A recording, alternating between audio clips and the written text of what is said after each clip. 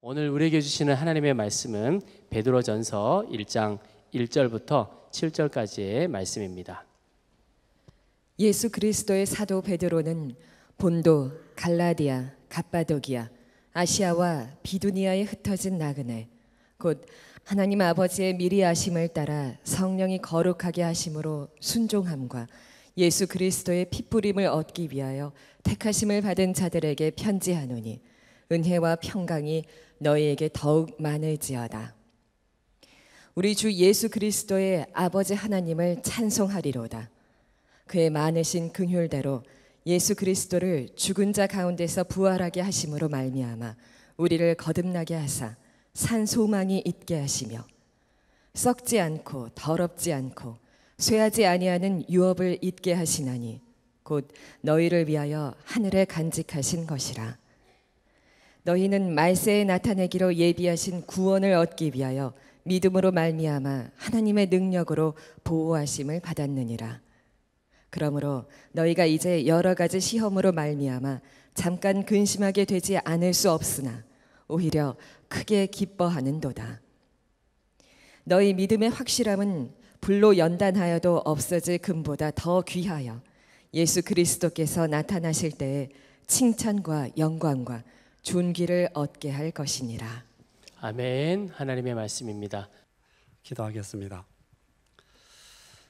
하나님, 이 귀하고 아름다운 교회에 함께 예배할 수 있게 하셔서 감사합니다. 부족한 종을 세우셨사오니 주님 친히 함께 하셔서 주의 은혜의 말씀을 주의 백성들에게 증거하게 하여 주옵소서. 주님 홀로 영광 받으시옵소서. 예수님 이름으로 기도합나이다. 아멘. 2013년 초에 제가 한 2달 정도 선한목자교회 예배에 출석한 적이 있습니다.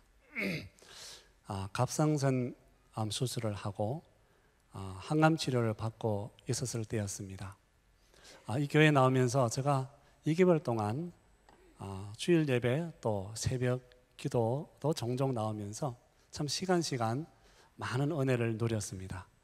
제가 특별히 인상 깊게 이렇게 기억하는 것은 우리 선한목자교회 성도님들이 예배를 마치고 나오는 그 모습 가운데 얼굴에 이렇게 따뜻한 미소들이 담겨 있는 것을 확인할 수 있었습니다. 저는 그 모습이 너무나 좋았습니다. 제가 제대로 본 것이라고 생각하시죠?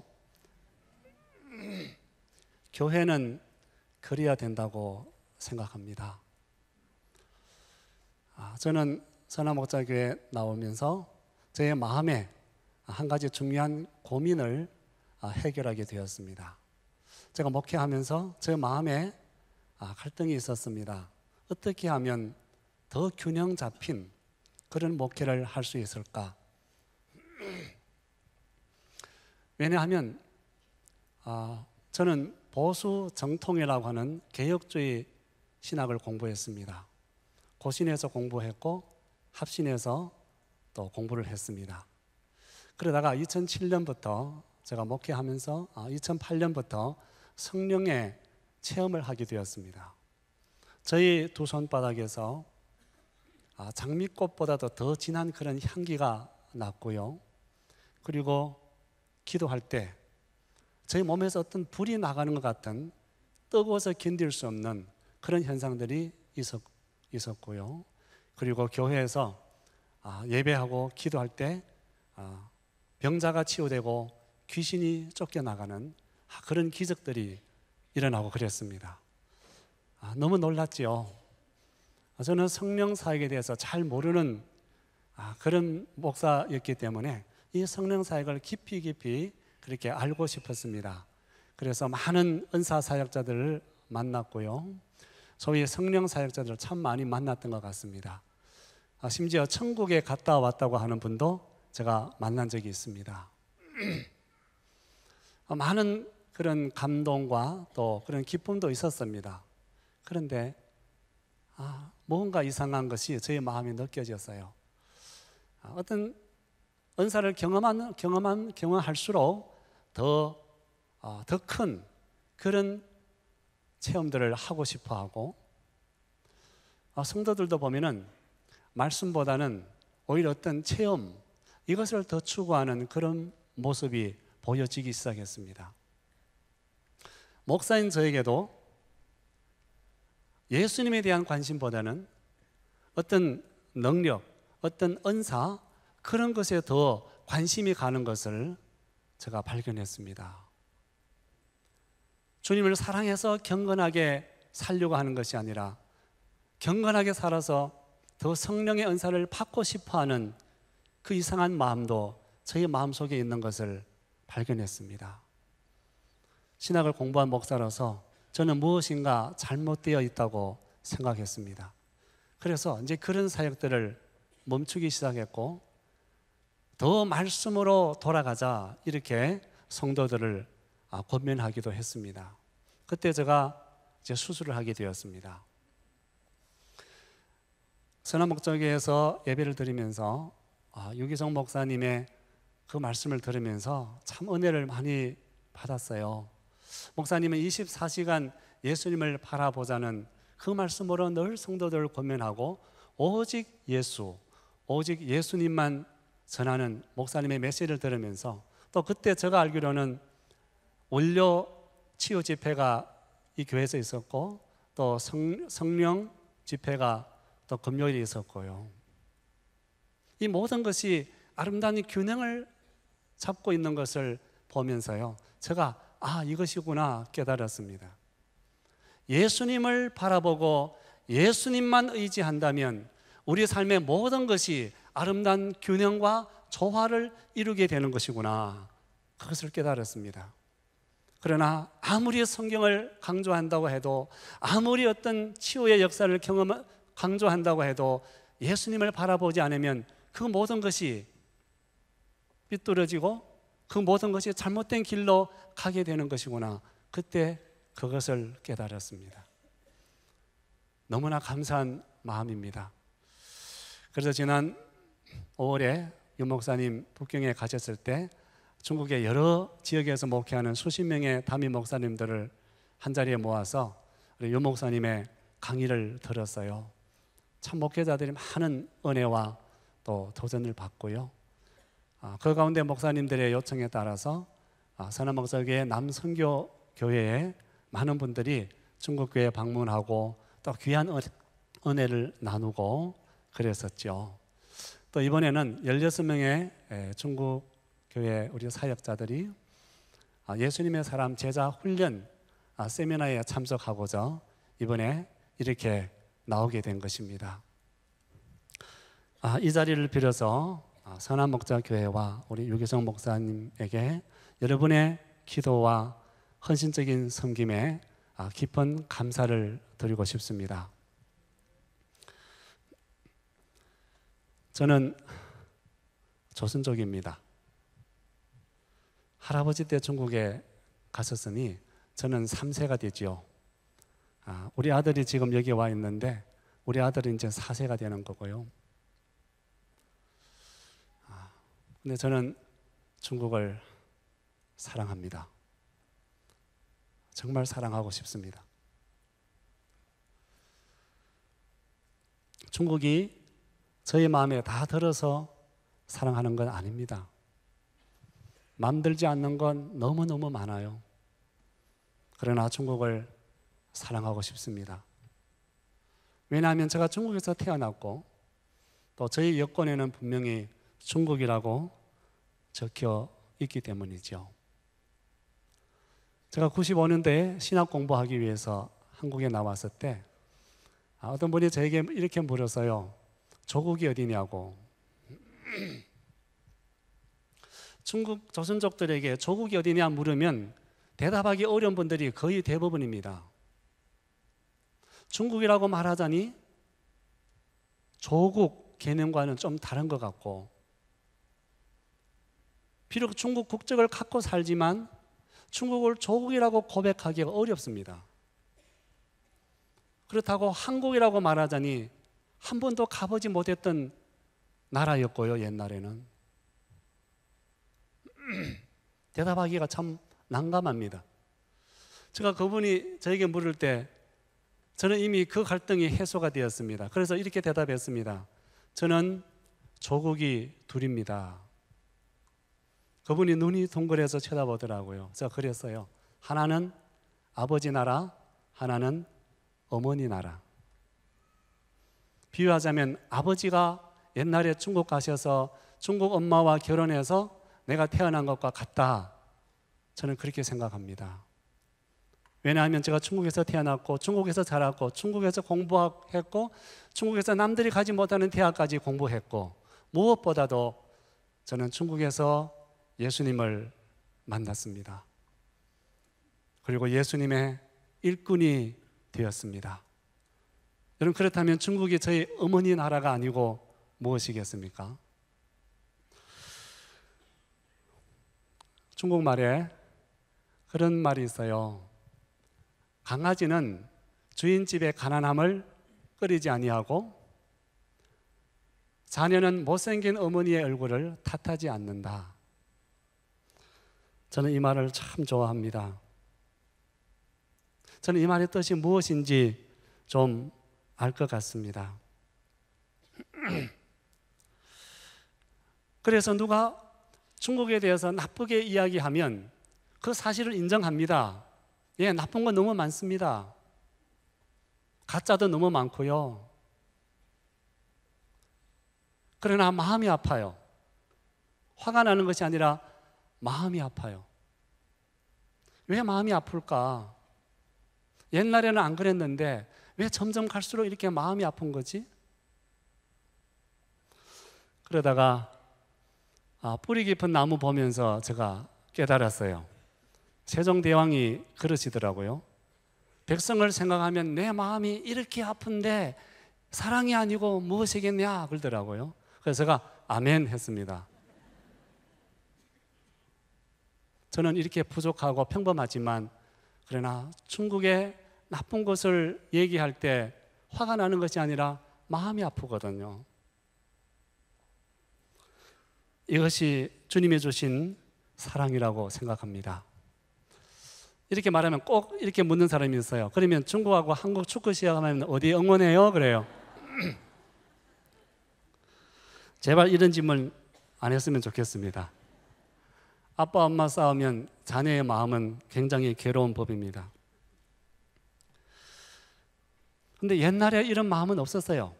옛날에는 어떻게 하면 중국을 벗어날 수 있을까? 그래서 저 선진국 잘 사는 나라, 그런 나라에 가서 살아볼까? 이런 마음이 많았어요. 그런데 예수님을 믿으니까, 예수님을 만나고 나니까 그 마음이 달라지더라고요. 내가 받은 은혜를 깨닫게 되니까 그 마음이 달라지더라고요. 중국이 나를 키워주었고 중국에서 내가 주님을 만났고 내가 중국을 어머니 나라고 고백해야 한다면 여러분, 자식이 부모를 사랑해야 하는 것은 당연한 일이 아니겠어요? 그래서 저는 그렇게 생각합니다. 우리 조선족들에게서 저 중국은 하나님께서 예비하신 은혜의 땅이다. 그렇게 고백합니다. 조선족들은 참 재미있습니다. 이렇게 한국에 나와서 좀 있다 보면은 중국의 그 양고기 음식, 중국 음식이 생각이 나요. 너무 생각이 납니다. 그래서 중국에 가면 먼저 그 요리집부터 찾아갑니다.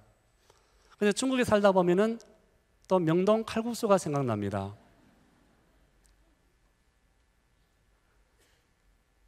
누가 중국을 나쁘게 얘기하면 기분 나빠요. 그런데 중국에서 누가 한국을 나쁘게 하면 또 기분 나빠요. 여러분, 우리는 어떻게 해야 합니까?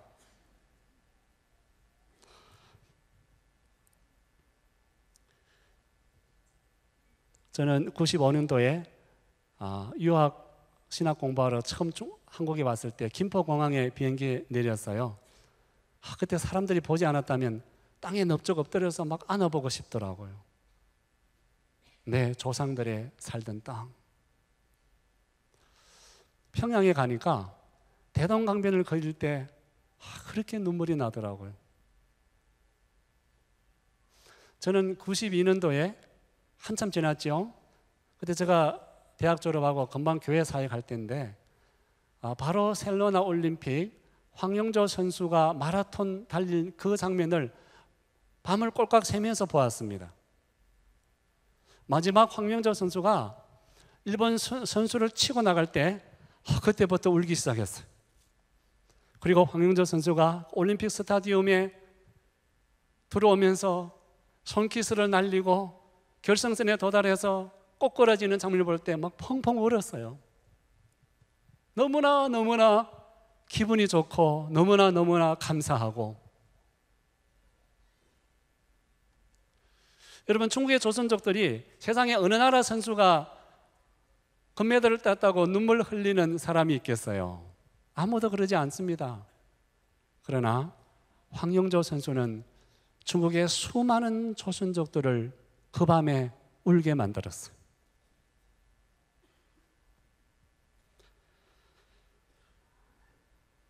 저는요, 오늘 이 말씀을 보면은 꼭 사도 베드로가 중국에 흩어져 살고 있는 우리 조선 동포들을 염두에 두고 하신 말씀 같다, 그렇게 생각합니다.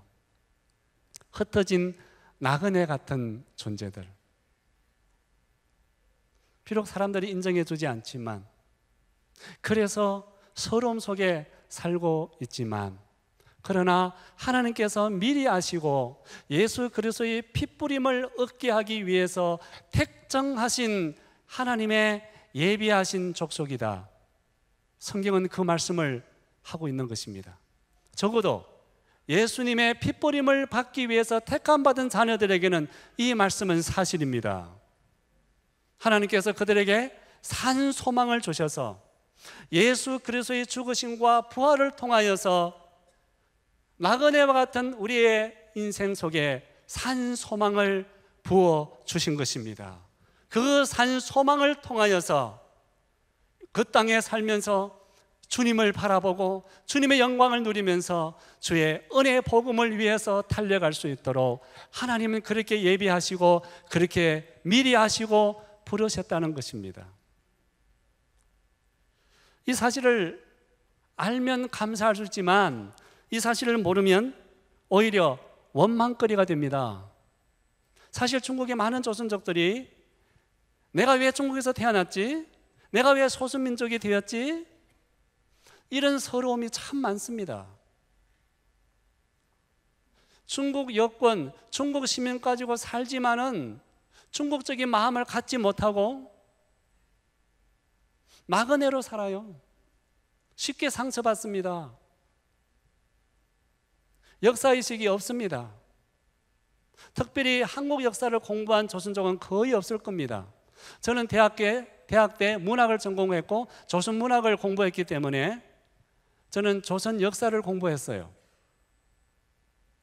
그러나 저처럼 이렇게 조선 역사를 체계적으로 공부한 조선족은 참으로 드물 것입니다. 그러니까 뿌리의식이 없습니다.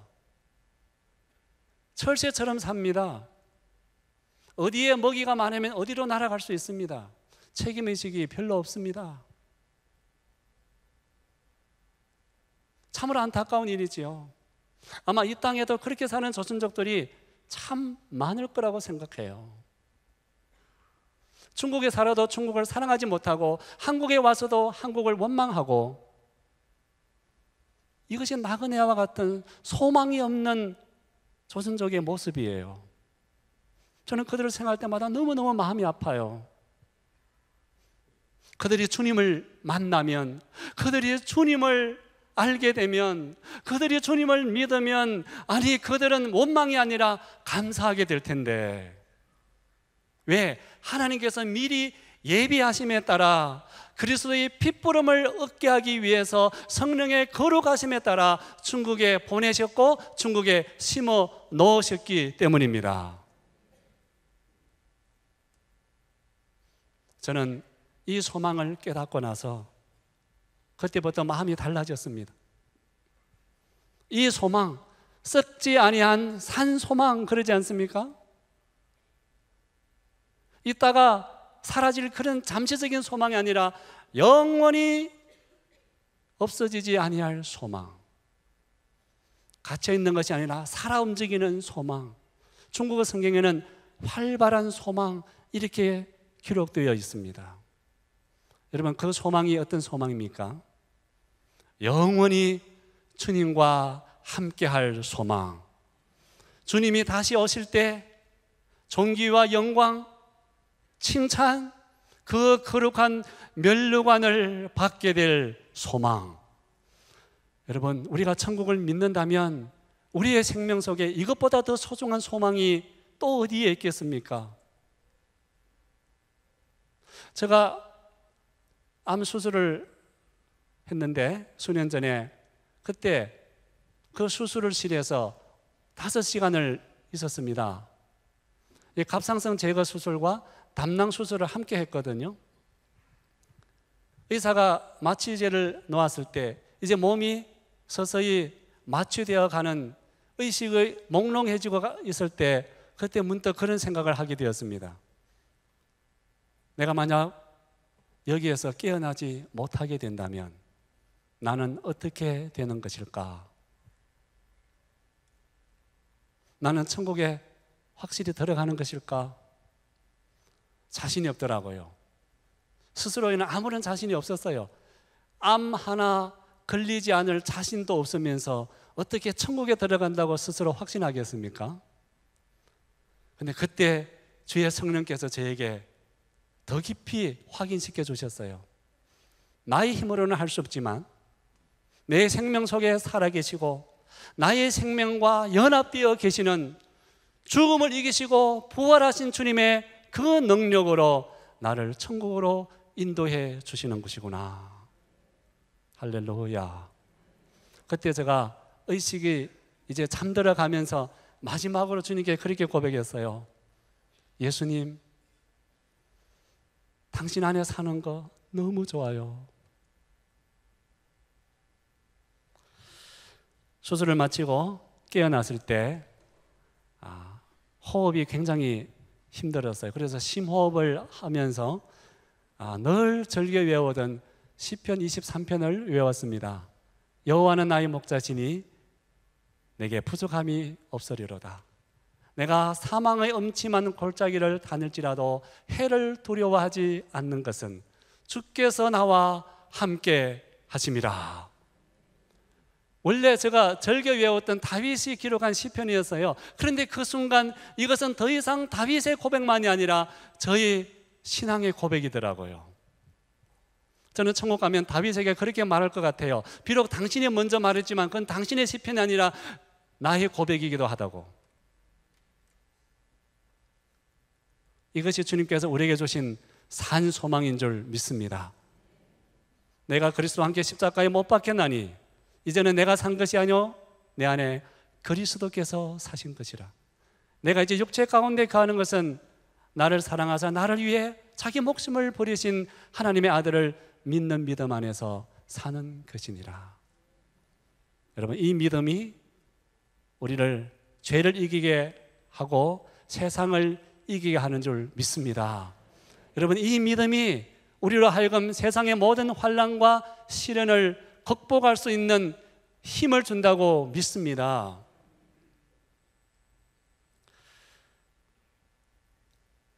오늘 말씀의 6절, 7절에는 그리스도 안에서 복음 때문에 당하는 성도의 시련과 환난에 대해서 말씀하고 있습니다. 아무도 예수를 믿는다고 해도 이러한 시련과 고난을 좋아하거나 즐길 사람은 없을 거예요. 그러나 놀랍게도 성경은 말합니다. 비록 그러한 시련 때문에, 그러한 시험 때문에 잠시는 괴로워할 수 있겠지만은 그러나 크게 기뻐하는도다. 여러분, 고난과 시련은 힘든 것이지만 그러나 주님께서 허락하셨다면, 그것을 믿음으로 받고 이겨낸다면 그것은 우리에게 놀라운 은혜를 끼친다고 생각합니다. 시련과 고난을 겪을 때 우리는 진정 오직 예수만을 바라보는 눈이 열리게 될 것입니다. 우리의 삶 속에서, 우리의 생명 속에서 가장 소중한 것이 무엇인지 우리는 시련과 환난을 통해서 더욱 깨닫게 될 것입니다. 여러분, 세상에 암 걸리고 좋아할 사람이 어디 있을까요? 그런데요, 정작 의사가 암이라고 할 때 잠깐은 앞이 캄캄해졌지만, 그러나 주님을 생각할 때 주님께서 주시는 그 평안이 떠나지 않는 것을 경험했습니다. 주님이 허락하셨다면 내가 모르는 주님의 뜻이 있을 것이다. 그래서 잠잠히 주님을 바라보게 하더라고요. 추호의 원망도 없이 오직 묵묵히 주님을 바라보며 주님께 기도하게 만드시더라고요. 여러분, 암 수술하고 나니까 제가 깊이 깨달은 거 있습니다. 여러분, 암이라는 것은 가끔 유익한 점도 있다고 생각해요. 죽음을 생각해 보게 만들거든요. 그게 참 희한한 병입니다. 그런데요, 이제 암으로 치료하고 병원에 입원하고 이제 많은 분들이 와서 병문안하고 이제 그런 걸 겪으면서 제가 배운 것이 있습니다. 병자를, 우리 환우들을 어떻게 대해야 하는지 제가 그때 배웠어요. 어떤 분들은요, 와서 그래요. 위로한다시고 하는 말이, 에이, 갑상선 암은 암도 아니야, 그래요. 기분 되게 나쁘더라고요. 그래서 속으로 그랬어요. 당신이 한번 걸려보지, 암이 아닌가? 사람들은 걸려보지 않으면 몰라요. 그때 제가 알았어요. 이렇게 암이라든지 이런 불치병 환자들에게 가장 필요한 것은 따뜻한 사랑과 소망의 격려라는 것을. 여러분, 환우들이 사랑이 있고 소망이 있으면요, 반드시 이겨내더라고요. 그것을 배우게 되었으면, 옛날에는 잘 몰랐는데, 여러분, 모든 것이 유익하다고 믿습니다. 중국 교회는 지난 세기에 엄청난 시련을 당했지요. 시련이 아니라 재난이죠. 공산주의 체계가 되고 무엇보다 문화혁명이 일어나면서 중국 교회는 그야말로 재난을 당했어요. 예수 믿는 사람들은 모두가 색출이 되어가지고 처형되든지 아니면 감옥 가든지 아니면 노동 개조하러 가든지, 아무도 내가 예수 믿는다 이렇게 공개적으로 말할 수 없는 세상이 되었었죠. 그런데 문화혁명이 끝나고 이제 중국이 다시 문을 열면서 교회가 개방되기 시작하니까 중국 교회 예수 믿는 사람들이 없어진 것도 아니고 줄어든 것도 아니고 오히려 수십 배로 늘어나 있는 것을 확인하게 되었던 거예요. 여러분, 중국 교회는 시련과 고난을 통해서 성장한 교회입니다.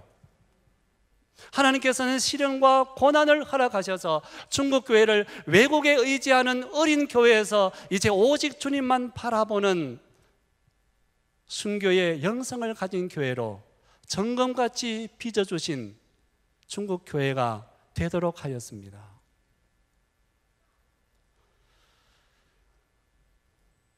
제가 지난해 다시 정기검진차 왔을 때 윤 목사님께서 순교자의 영성에 대해서 설교하시면서 중국 교회 그 지도자들의 그 선배님들의 그 순환의 영성을 이렇게 보여주시더라고요. 그 가운데 시에모산 목사님이라고 부르시는 목사님, 그분은 제가 목사 안수 받을 때 저희 교회에 오셔서 목사 안수를 집례했던 목사님이에요. 감옥에서 22년 계셨고요. 감옥에 계시다가 너무 힘들어서 족쇄가 24시간 채워졌으니까 이게 살을 파고 들어가니까 견딜 수가 없더래요. 또 너무 순환당하는 것이 고통스럽고, 그래서 전기에 감전돼서 죽으려고 그 감방에 그 전구를 가만히 풀어내고 간수가 보지 않는 틈을 타서 만졌는데 죽지 않았어요. 그 전기가 그 독재 때문에 그 전기가 이렇게 흩어지면서 그 세기가 약해졌다 그러더라고요. 그것 때문에 이 목사님이 회개하고 그때 감옥에서 베드로처럼 주의 음성을 3번씩이나 듣는 그런 체험을 하면서 이번에 다시 용기를 회복하고 꿋꿋이 감옥에서 주님을 배반하지 않고 끝까지 이겨냈던 존경스러운 우리의 선배님들이죠. 그분을 만나서 이렇게 대화하다 보면 참 그분의 모습만 보는 것만 해도 너무 위로가 되고 힘이 돼요. 참 부드러우시고 따뜻하시고 또 신사시고요. 그분들을 보면서 마음에 그러한 다짐이 오더라고요. 우리 이 세대의 중국교회 일꾼들이 이분들의 순교의 영성을 이어가야 한다. 우리는 반드시 그 순교의 영성을 이어가야 한다. 이것이 중국교회가 주님 앞에 살고 주님 앞에 부응하는 길이다. 그렇게 다짐하게 되었습니다. 그런데 여러분, 어떻게 이 영성을 이어가야 할까요? 아직 해외에 많은 사람들이 중국교회는 아직도 과거의 그런 시대처럼 그렇게 생각하는 분들이 꽤 많은 것 같아요. 그런데 지금 중국은 변화하고 있습니다. 우리의 신앙의 자랑스러운 선배들은 감옥에 가야만 했고 타협하지 않기 때문에 감옥에서 순환을 겪어야만 했지만, 그래서 그들은 예수님을 믿는 것 때문에, 그들의 신분 때문에 자기의 생명과 자기의 인생을 주님께 온전히 드릴 수밖에 없었던 것이 그들의 신앙의 모습이었습니다. 그러나 지금은 중국에서 예수를 믿는다고 해도 누가 위협하지 않습니다. 아니, 길거리 나가서 예수님을 전한다고 해도 잡아가지까지는 하지 않습니다. 이제는 시대가 변했습니다. 그러면 우리가 어떻게 우리 선배들의 이 신앙의 순교자적의 그 영성을 이어갈 것인가? 이것이 저희들의 과제예요. 저는 우리 이 시대의 중국교회 사역자들이 우리의 선배들의 그 감옥에서도 굴하지 않았던 그 순교의 영성을 우리의 목회의 현장에서 교회를 세우고 복음을 전하고 지역사회를 복음화하고 나아가서 열방까지 나아가서 선교하는 이 선교의 사명을 감당하는 이 섬김의 현장 속에서 그들의 순교적인 신앙을 이어가야 한다고 믿습니다. 목숨 걸고 이제는 교회를 세워야 합니다. 중국 교회가 아름답게 세워져서 이제 마지막 시대의 선교 사명을 감당해 나가는 그러한 교회로서 이제는 성장하고 성숙되어 가야만 합니다. 제가 한국 와서 올 때마다 들은 것은 한국의 지금 교회 개척이 참으로 어렵다고 들었습니다. 중국도 마찬가지입니다. 어쩌면 더 어려울 수도 있습니다. 여러분, 중국에서 지금 예수 믿는 것 때문에 이제 더 이상 핍박당하는 일은 없겠지만, 감옥 갈 일도 없지만, 그러나 우리의 신앙을 고백하고 주님의 주신 부르심에 따라 교회를 세워서 지역사회를 복음화하고 선교를 감당하는 이 사역을 감당하기 위해서 여러분, 교회를 세운다는 것은 아직도 엄청난 도전인 것입니다. 적어도 4가지의 도전이 있습니다. 첫째는 정책적인 제한입니다. 아직도 땅을 구입해서 예배당을 지을 수 없는 그런 구조입니다. 그래서 많은 임대비를 주면서 월세를 내면서 임대의 이런 형식으로 그렇게 예배를 드려야 하는 그러한 상황입니다. 그러다 보니까 정책적인 한계 때문에 교회가 부담하는 이 재정적인 부담이 엄청납니다. 저희 교회가 한 달에 부담해야 되는 것이 임대비가 중국 돈 10만 원이 넘습니다. 무엇보다도 중국 교회는 신학을 제대로 공부하고 훈련된 좋은 목회자들이 너무나 부족해요. 그리고 목회자들에게 있어서 목회의 영성, 신학교에서 그걸 교회론이라고 그러죠. 이 교회론이 너무나 부족합니다. 첫 번째, 두 번째도 어렵지만 저는 세 번째, 네 번째의 이 과제가 더 크다고 생각합니다. 10년 전에 저희 교회가 개척이 됐을 때 저는 한국에서 신학 공부하고 제가 또 한국에서 제가 배웠던 이 많은 저희 배움의 확신에 따라서 이제 북경에서 교회를 세워야겠다, 그런 결단을 하고 교회를 세우기 시작했습니다. 근데 그때는 3자 교회를 제외한 모든 가정교회들은 말 그대로 가정교회였어요. 가정에서 20명, 많게는 30명 초과하지 않도록 그런 작은 그룹의 모임들이 가정교회였습니다. 달리 어떻게 할 방법이 없었기 때문이죠. 예배당도 없고. 그래서 마음으로 그렇게 생각했습니다. 아니, 이제 중국 가정교회가, 중국이 이제 경제가 부흥하는 시대가 되었는데 중국 교회도 이제 변해야 되지 않겠나. 그래서 우리도 한번 공개적으로 교회를 세워보자. 그래서요, 그 몇십 명밖에 안 되는 성도들을 데리고 공개적인 장소를 임대하고 또 인테리어까지 해가지고 그렇게 교회를 시작했습니다. 참 예쁘게 했어요. 우리 교회에 미술하는 분이 있어가지고 꼭 미술 갤러리처럼 그렇게 예배당을 꾸며 놓았습니다. 사람들이 올 때마다 너무 이쁘다고, 너무 좋다고 그렇게 얘기하더라고요. 그래서 입당 예배 드릴 때 많은 손님들도 왔는데 그분들이 눈물을 흘리면서 그렇게 감사하고 그랬어요. 근데 저는 눈물이 나지 않았어요. 그분들이 하도 이상해서 저보고 왜 눈물 한 방울 안 흘리시냐고 제가 그랬습니다. 저는 지금 눈물 흘릴 겨를이 없습니다. 저는 지금 언제 공안이 오는가 기다리고 있습니다. 아니잖아, 2주 만에 공안이 찾아왔습니다. 그래서 제가 불려갔지요. 그래서 그 공안 담당, 그 조양구라고 하는 그 전체 구를 담당하는 그 담당자 앞에 불려가서 거의 신문을 받다시피 했습니다. 저에게 그래요. 당신은 왜 나라의 법을 어기냐? 왜 나라의 법을 어기고 나라에서 허락하지 않은 일을 하느냐? 근데 저는 그랬어요. 저는 당신의 말이 무슨 뜻인지 잘 알기 때문에 사실 저는 지금 법을 어기는 것이 아니라 이 나라의 법을 세우기 위해서 저는 노력하고 있습니다. 아니, 당신이 분명히 법을 어기면서 무슨 얘기 하냐고.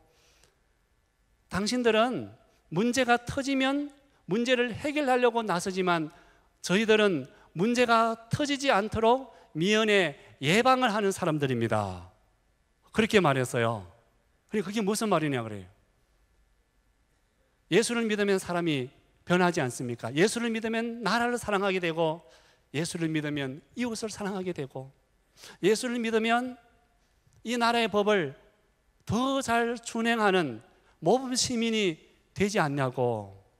그러니까 그분이 웃으면서 그래요. 자기도 인정한대요. 예수 믿는 사람이 한 사람이 더 많아질수록 범죄자 한 사람이 더 줄어든다는 것을. 그래서 제가 대뜸 그랬죠.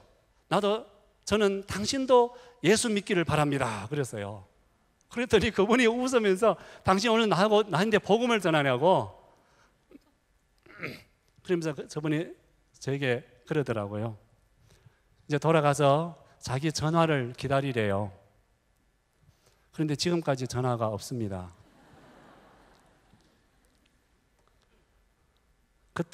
그때부터 시작해서 북경에서 공개적으로 가정교회가 이제 가정에서 뛰쳐나와서 공개적으로 빌딩에 들어가서 지역사회에 들어가서 교회를 세우고 복음을 전하는 그런 일들이 활발히 일어나기 시작했습니다. 그러나 아직까지 많은 제한이 있고요. 정말 교회를 세우기 위해서는 자기의 모든 것을 걸어야 하는, 아직도 그런 과제가 있습니다. 가난을 감수해야 합니다. 중국에는 목사라고 알아주는 사람이 전혀 없습니다. 도로 이상하게 쳐다봅니다. 제가 지금까지 근 30년이 가까도록 이제 주님을 믿고 섬기면서 또 사역자가 되어서 근 20년 이상 지금 이렇게 살고 있으면서요, 제가 제일 힘들었던 것은 가난도 아닙니다. 남들이 인정해 주지 않는 것도 아닙니다. 사람들이 이상하게 쳐다보는 그 눈길입니다. 사람들이 이해하지를 못합니다. 아니 어떻게 그렇게 인류대학을 졸업해서 그 멍청한 짓을 하고 있냐, 그런 눈치예요. 저를 멍청하게 쳐다봐요. 그것이 참 힘들었어요. 자존심 너무 상해요. 얼마 전에 이제 교회를 또 하나 세우면서 어느 날 청소하려고 청소기를 사러 갔습니다. 그래서 저희 카드를 이렇게 긁었는데 그 점원이 그래요. 잔액이 부족합니다. 그거 뭐 한 1,000원도 안 되는 그런 청소기인데, 그러니까 함께 갔던 전도사가 저를 쳐다보면서 웃더라고요. 근데 하나도 부끄럽지가 않더라고요. 아니요, 그런 건 문제가 아닙니다. 근데 사람들이 이상한 눈길로 쳐다볼 때 참으로 힘들었어요. 그러나 그것 때문에 다른데 곁눈질하지 않고 오직 주님만 바라보며 주님을 따르게 만들어 주신 주님의 은혜가 저를 지켜주신 줄 믿습니다. 교회를 개척할 때 그때는 정말 그랬어요. 이러다가 이거 붙잡혀가는 거 아닌가. 그러니까 교회 성도들 가운데 저보다 믿음이 좋은 성도들이 있어요. 목사님 걱정 마십시오. 목사님 깜빵에 가면 우리가 식사를 배달하겠습니다. 걱정 마시라고. 그런데 중국은 지금 그런 일이 이제는 거의 없어지고 있습니다. 이제 복음 전하는 것 때문에, 목사님 신분 때문에 감옥 갈 이유는 없습니다. 그러나 저희들이 갖고 있는 큰 기도의 제목이 있습니다. 풀어야 할 과제가 있습니다. 우리의 선배들은 우리에게 순교적인 영성, 전투적인 영성은 우리들에게 가르쳐 주었습니다. 보여주었습니다. 그러나 아쉬운 것은 그분들의 시대의 한계성 때문에 우리들에게 어떻게 교회를 개척하고 교회를 목회하고 선교해야 할지 하는 이 목회의 영성에 대해서는 그분들이 우리들에게 많은 것을 남겨주지 못했었습니다. 이제 중국 교회는 전투적인 영성에서 목회적인 영성으로 변화되어야 되는 과도기에 있습니다. 이것이 풀어져야, 이 과제를 해결해야 중국 교회가 의미 있는 성장과 성숙의 축복을 이루어가게 될 것입니다. 많은 선교학자들이 또 예언 사역자들이 그렇게 예언을 한다고 들었습니다. 미래의 마지막 시대의 열방의 선교는 중국 교회가 감당하게 될 것이다. 그 말 들으면 기분이 좋아요. 그러나 저는 그 말을 들을 때마다 마음에 아픔이 있는데, 그것은 그 축복이 이루어지려면, 그 사명이 이루어지려면 중국 교회에 선행되어야 할 전제 조건이 있다고 생각합니다. 그것은 중국 교회의 의미 있는 성장과 성숙이라고 믿습니다. 중국 교회가 성숙되어야 지역사회를 복음화할 수 있는 사역을 감당할 수가 있게 되고, 또 중국 교회가 성숙이 되어야 열방 선교를 체계적으로 지속적으로 감당할 수 있게 되기 때문입니다. 그러나 중국 교회는 아직 그렇지 못합니다. 아직은 너무나 이제는 초등학생 단계에 놓여 있습니다.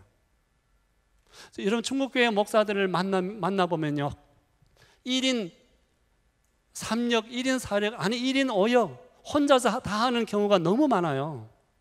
동역자들이 없으니까요. 그러니까 목사님들이 되게 엄청 지쳐 있습니다. 저희 교회는 그래도 부교역자들이 여러 명 있어요.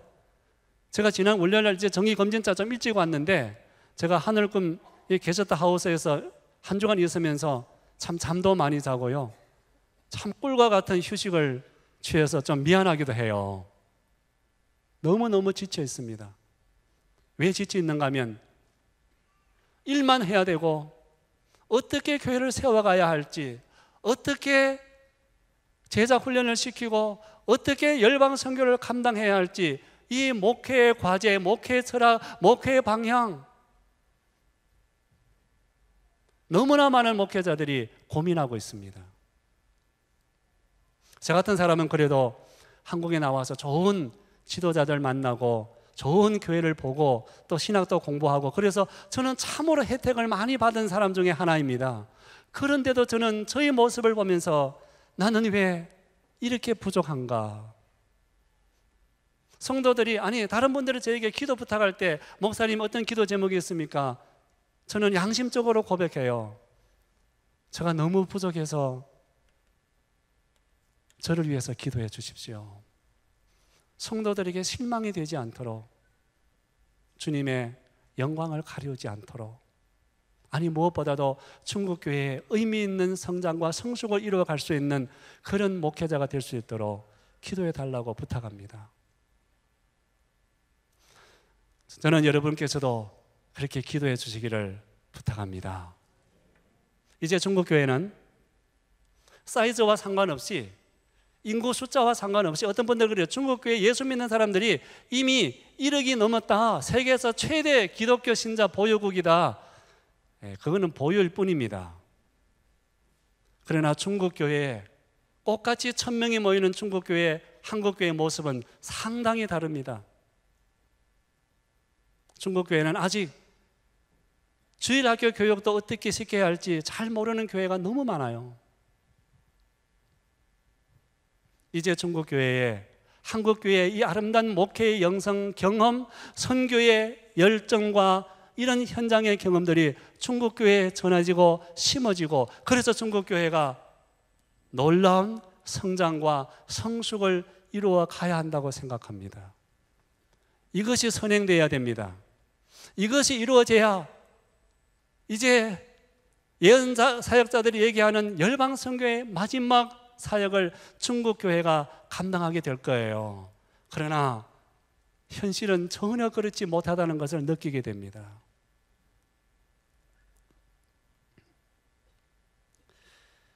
(26년) 전이라고 기억이 됩니다. 한국 CCC 총무를 역임하셨던, 그리고 남서울 교회를 개척하고 남서울 은혜교회를 또 개척하고 지금 은퇴하셨지만 홍정길 목사님, 그분이 중국에 자주 다녀가셨어요. 그때 저희들은 대학 다니고 있었습니다. 오셔서 저희들과 함께 맥도날드, KFC 같이 먹고 또 같이 성경 공부하고 그랬습니다. 아직도 잊혀지지 않는 일이 있는데, 한 번은 7, 8명의 대학생들을 데리고 목사님이 또 같이 성경 공부를 시켜주셨어요. 예수님의 유일성이라는 제목으로. 근데 그때 너무너무 은혜가 있었어요. 한 사람 한 사람씩 울기 시작했어요. 다들 울고 있으니까 더 이상 공부가 진행되지 않았어요. 그러니까 목사님께서 이제 한 사람 한 사람 기도를 시키더라고요. 공부를 중단하고. 이제 저 아내 차례가 되니까, 그때 저 아내가 제가 대학생 시절에 연애하고 있었는데 저 아내가 그렇게 고백하더라고요. 예수님 믿고 영생을 주셔서, 영생을 얻게 하셔서 감사합니다. 아까 수료식 보니까 이 교회도 저하고 이름 같은 분이 있더라고요. 그러니까 목사님이 대뜸 물으셨어요. 어느 영생 말이냐? 저 아내가 대답하기를 둘 다요. 그랬어요. 저 아내는 참 복이 있는 사람입니다.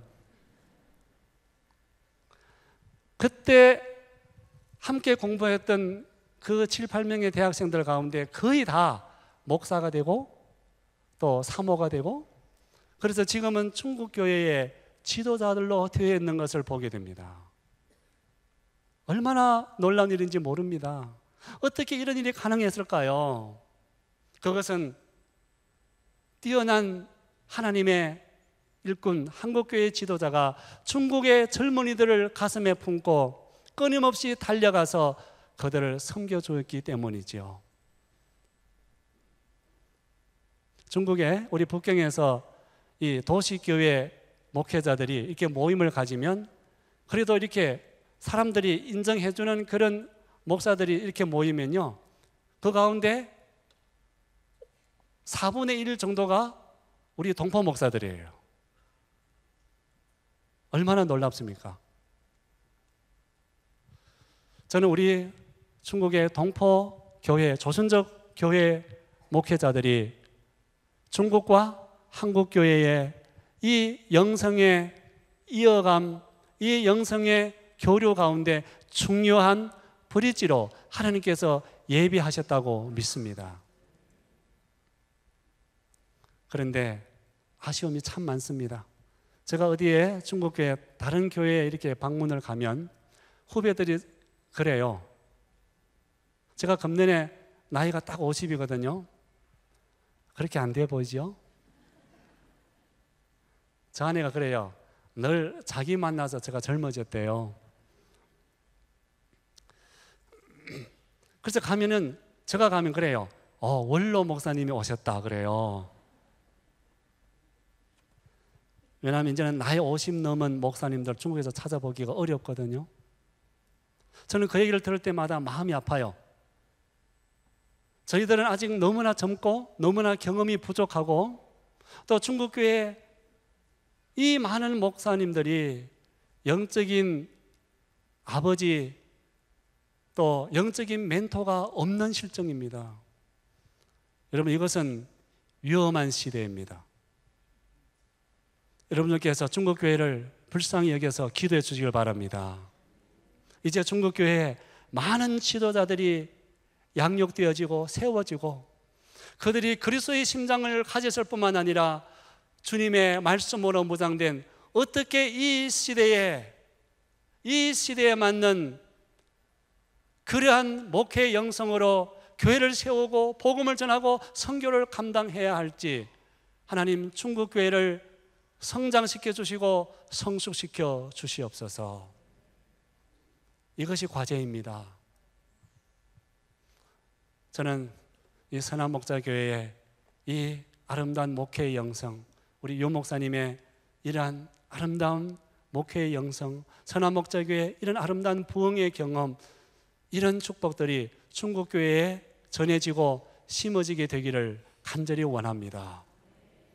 중국교회가 참으로 의미 있는 부흥이, 그런 성숙이 일어나서 하나님께서 마지막 시대에 중국교회에 부어주신 그 사명을 잘 감당할 수 있는 그런 교회 되기를 간절히 소망합니다. 그러나 또한 믿습니다.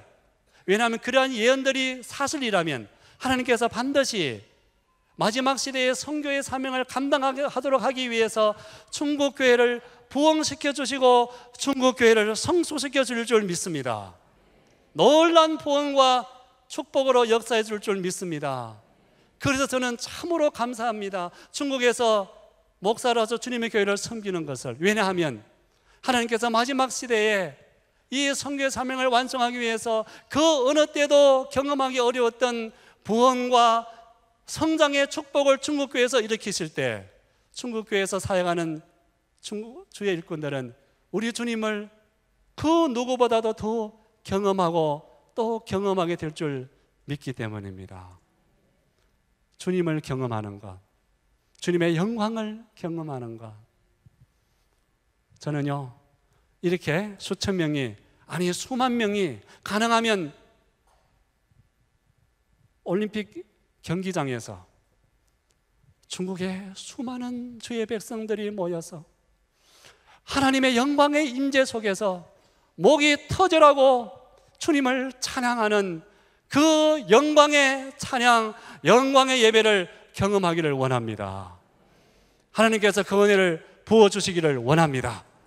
우리 이 시간 이렇게 주님 은혜 베풀어 주시옵소서. 함께 합심해서 기도하고 말씀을 마치길 원합니다. 하나님, 중국교회가 열방 선교를 감당하기 위해서 아름다운 성숙을 이루어가게 하여 주옵소서. 둘째는 한국교회의 이 아름다운 목회의 영성들이 중국교회에 잘 심어지게 하여 주옵소서. 마지막으로 중국 동포교회 지도자들이 이 영적인 브리지 역할을 훌륭히 감당할 수 있도록 기름 부어 주시옵소서. 우리 함께 합심해서 기도하겠습니다. 하나님 아버지, 주님 안에 막대에 주님 오실 그날을 예비하는 하나님 아버지여, 복음의 통로로 중국교회의 복음의 아름다운 주시옵소서. 하나님 아버지, 선한 목자 교회에 끝없이 성령의 기름을 부어주시고 예수님이 늘 함께 하셔서 하나님 한국교회를 기억하는, 조용히 한국교회를 기억하는 영적 개혁의 사명을 잘 감당할 수 있도록 하나님 은혜 부으시고 또 부어 주시옵소서. 이 아름다운 영성이 중국교회에 전해지고 또 심어져서 30배, 60배, 100배의 결실을 맺게 하여 주옵소서. 중국교회가 아름다운 부흥과 성숙을 이루어갈 때 하나님 우리 중국 동포 교회의 목회자들을 아름다운 충성된 브리지의 사명을 잘 감당해 갈 수 있도록 기름 부어 주시옵소서. 예수님 이름 받들어 간절히 기도하옵나이다. 아멘.